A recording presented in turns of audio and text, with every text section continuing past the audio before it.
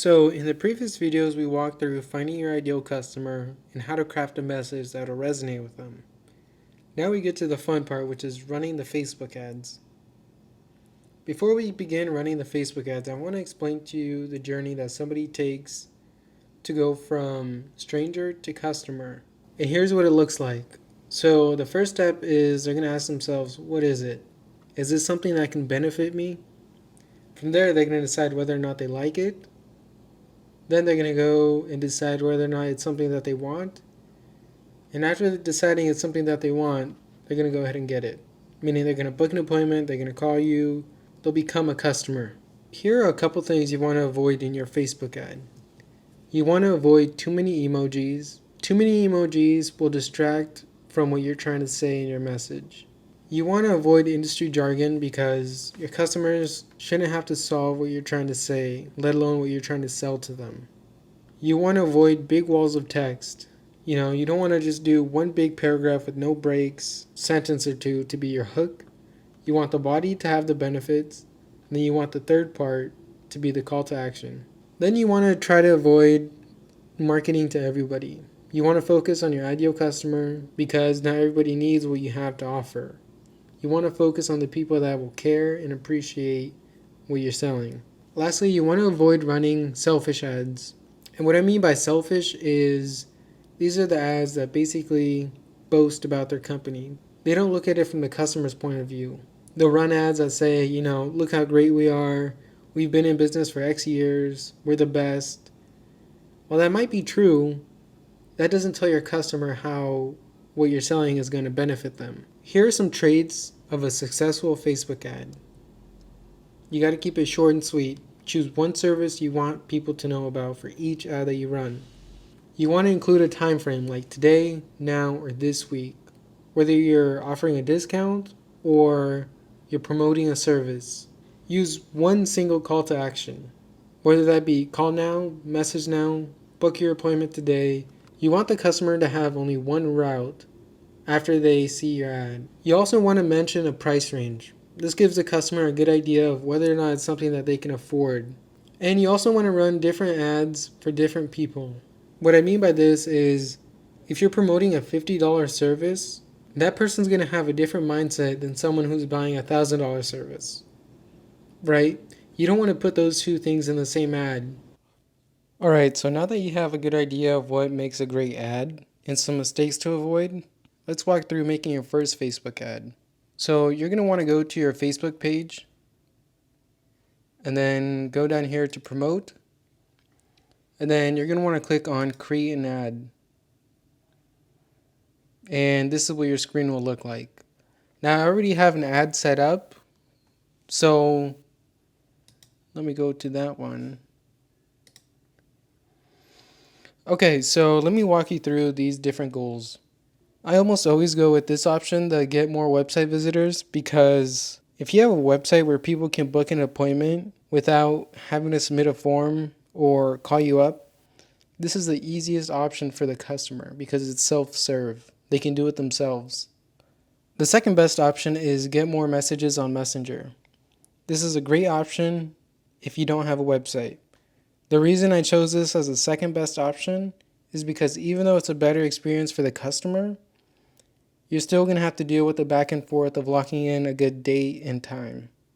I've used the Get More Leads before in the past, and I just haven't seen that good of results compared to the first two that I mentioned. Alright, so now that we've gone ahead and chosen a goal, let's scroll down and begin writing our ad. Right here is where most people get stuck because they have no idea what to write in the ad. I'll give you some methods that'll take the guesswork out of what your ad will say. Method number one is going to be the problem, solution, benefit method. So what you're going to do is step one, choose a service. For example, we'll go with an interior detail. Step two is choose your ideal customer. In this case, we're going to go ahead and target mothers who drive minivans. Step three is to choose a problem that your ideal customers have. In this case, we went ahead and went with stained seats, messy kids, and pet hair. And then step four is going to be the benefits of that service. The main benefit would be spotless seats and a new car smell. That's what's in it for the customer. That's how they can benefit from that service. And here's an example of what that looks like. So on this ad, we wrote the wording. We said, "We understand you have a busy life, have children who love to eat chocolate in the car, and furry friends who get a bit too excited on car rides. We get every detail inside and out. Book your appointment today at alanisdetail.com." And this ad did great. We spent $20, got 9 messages in one day. Of those 9 messages, we booked 7 appointments. So method number 2 is going to be ask or answer a question that your ideal customers may have. A couple examples would be, ever wondered what it's like getting your car detailed by a professional? Are you tired of seeing that stain in your seats? We're really putting ourselves in their shoes. And then you can also ask questions specifically about a service. So for example, we're going to use interior details as an example. Spilled coffee on your car seats? Fur infested car? Messy kids? We're putting ourselves in the customer's shoes and thinking about what some of the problems they may be facing. You can also ask a question by using this template. This is a really good template that I've used before and it performs really well. So back to this ad that I showed you earlier, I want to break it down sentence by sentence and tell you why it works so well. So we have this first sentence that reads, ever wondered what it's like getting your car detailed by a professional? We asked this question to our ideal customers to hook them into reading more of the ad. The second sentence says, we make it easy and affordable for you. Right away, we're handling the 2 main concerns that our ideal customers may have. In the customer's shoes, they're asking themselves, will trying this new thing be easy and affordable for me? And we answer that for them. The third line says, go to alanisdetail.com to see all of our services. So right away, we're telling them where to go after seeing this ad. In the fourth line, we went ahead and recommended them a service that we offer, which is our quick detail service. And right below that, we began listing prices. And the reason we want to list our prices, at least our starting prices, is to confirm to our ideal customers that our service is indeed affordable. If you put all of these traits into an ad, you can see similar results. Like I said earlier, we spent $20 in one day and got 10 messages. So let's go ahead and go back to our ad. We use the exact same wording, and this is what the ad will look like. We can even preview it. And here we can see the ad. We have our goal. We want it to be website visitors. We have the text. I gave you a couple frameworks to use. Now we want to go ahead and turn this on. Scroll down and decide which photo or video to use in our Facebook ad. Videos almost always outperform photos as ads. You don't need to get fancy with the videos. You can use your phone and record just simple before and afters. That way your ideal customer can see exactly what to expect from what you're offering.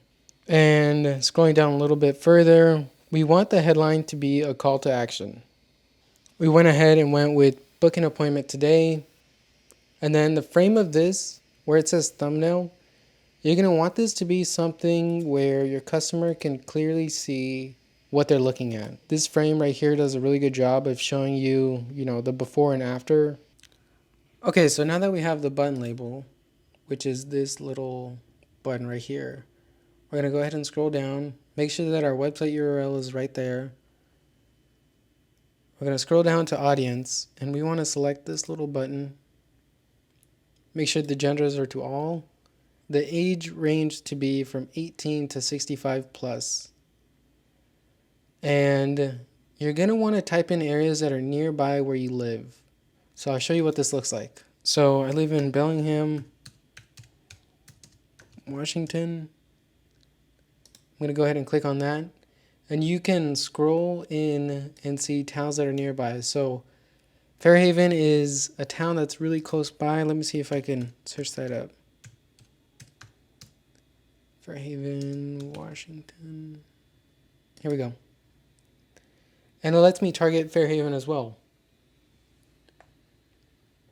So if you're a mobile detailer, you're going to want to type in every single location that you're able to service. And then scrolling down, you don't want to select anything at all for the detail targeting because like I said earlier, for the first couple ads, Facebook is really just trying to learn who will click on your ad.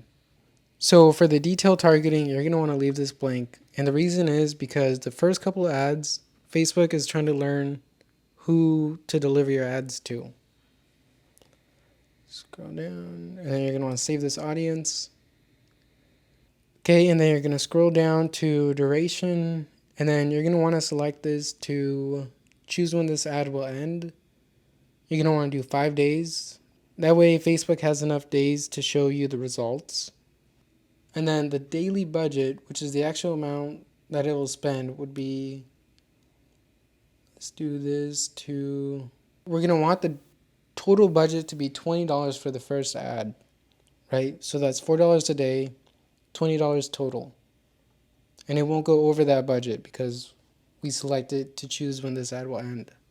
And over here you can see the estimated daily results. These are wildly inaccurate. These usually aren't super accurate to begin with.